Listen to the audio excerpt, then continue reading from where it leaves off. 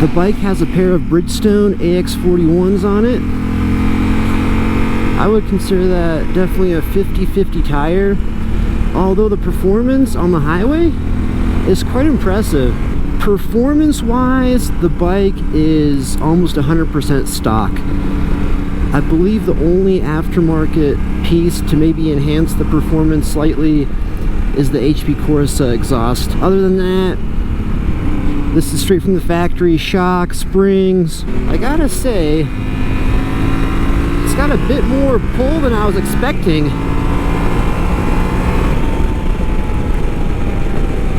It's got a beautiful consistent pull, and a very nice consistent power band.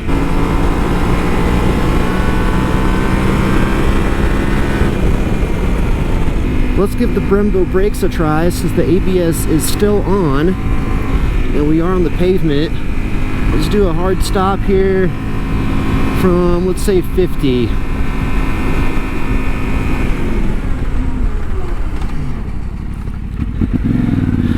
can definitely tell the ABS is turning on. I would expect a bit more from the Brembos.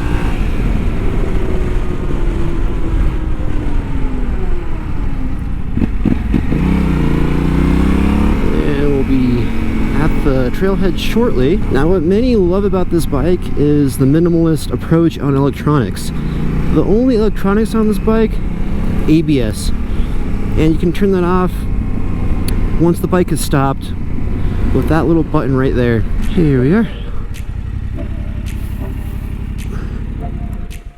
Since we're stopped, let's go over some of the aftermarket upgrades on this 2001 T7. We already saw the HP Corsa SP1 high titanium exhaust. They call it a high. It tucks under the actual bike here. On the original exhaust, here's the bracket for the original. You'd have the exhaust coming out and it would stick out. And it would stick out quite far, which left it very vulnerable in a crash.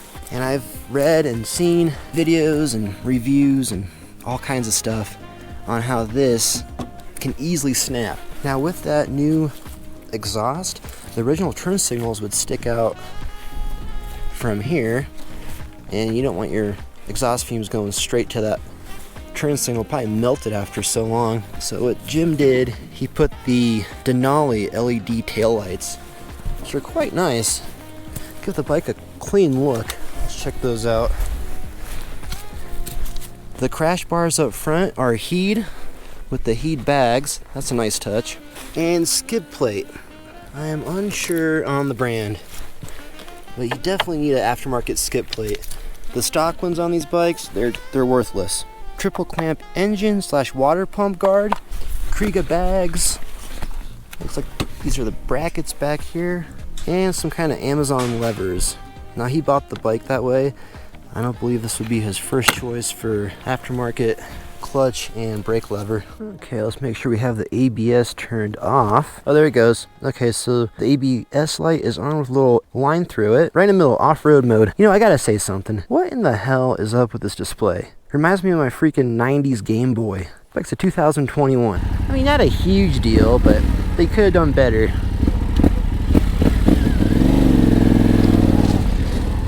There we go. I can tell you right now, this thing feels like a big dirt bike. A lot of power. The wet weight comes in at 452 pounds. All that weight kind of disappears once you get moving on the trail.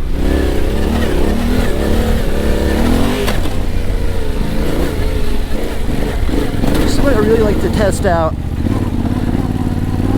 on these adventure bikes.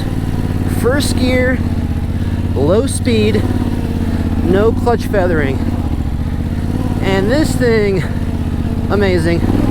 I'm puttering 9-10 miles an hour on the incline here. Pulls you right up. Let's see how well the brakes work going down. Applying mostly rear brake and gently applying the front.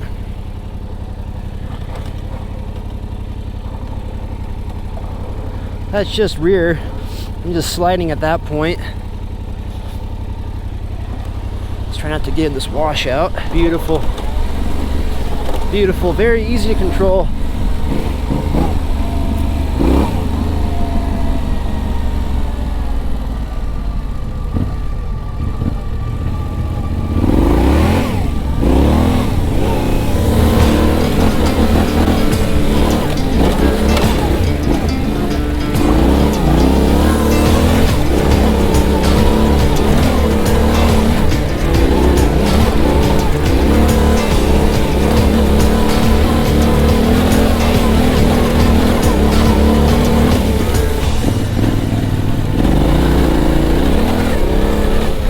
Of opening.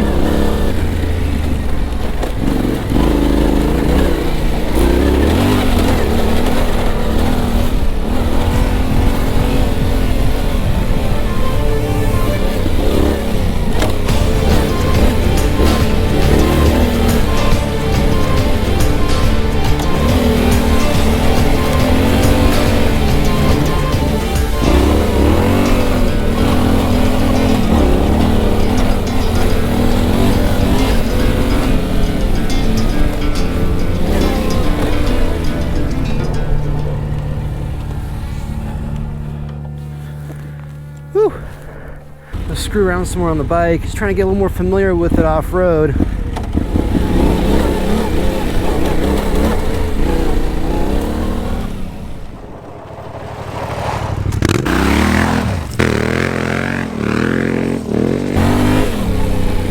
Off-road, I'm very impressed. For a 450-pound bike, amazing. The handlebar setup feels more like a dirt bike. And I am 5'11" and a half, and typically what I'll do, I'll put risers on a bike, but out the gate, these handlebars are in a decent position when I'm standing. I wouldn't mind having a little bit higher, but much better than some of the other bikes I've been on. Woo!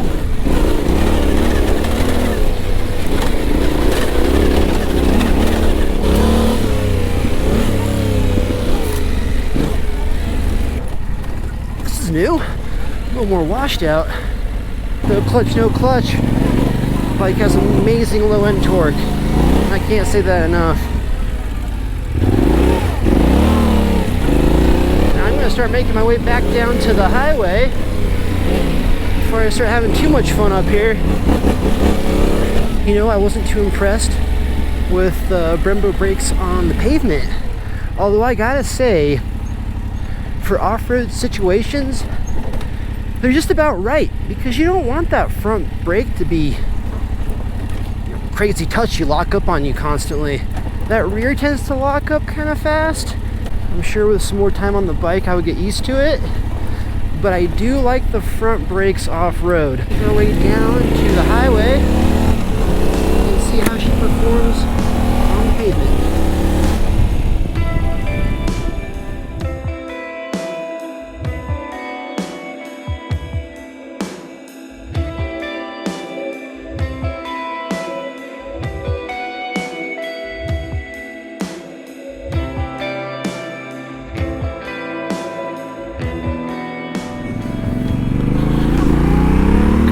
Pull on the doubles here in the canyon.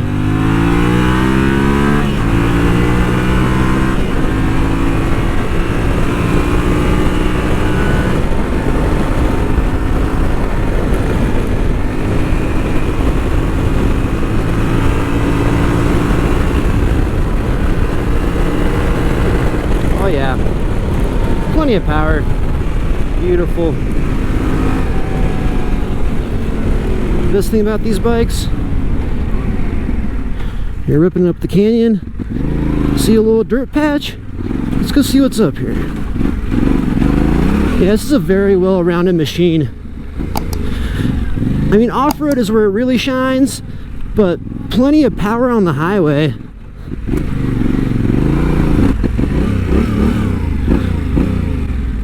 Well, I hope you guys enjoyed the ride along. Just want to give a special shout out to Mike Will Bike. He's a moto vlogger on the East Coast. I've been meaning to do this forever now. He sent me a couple awesome stickers. One of those is going up on the toolbox. I'll throw a link down to his channel in the description box below. Make sure to check that out. I'll catch you guys in the next one.